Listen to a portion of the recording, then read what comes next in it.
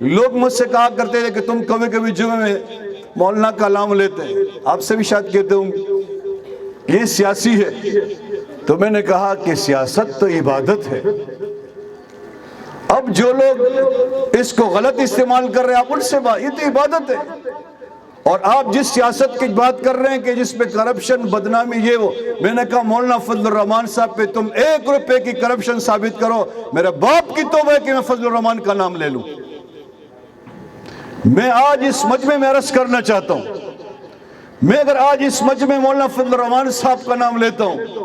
مولانا غلام غوث ہزاروی کا نام لیتا ہوں، شیخ الہند محمود الحسن کا نام لیتا ہوں،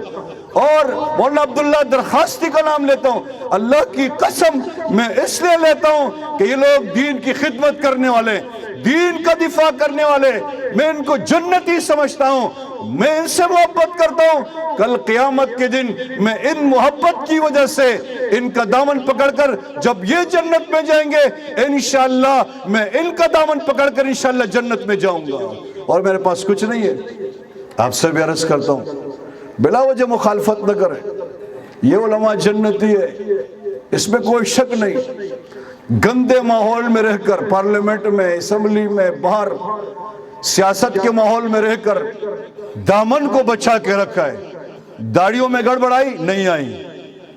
جمعیت علماء اسلام کے بزرگوں کی داڑھیوں میں فرق نہیں آئی، داڑھیاں چھوٹی نہیں ہوئی، ٹوپیاں نہیں گرائی،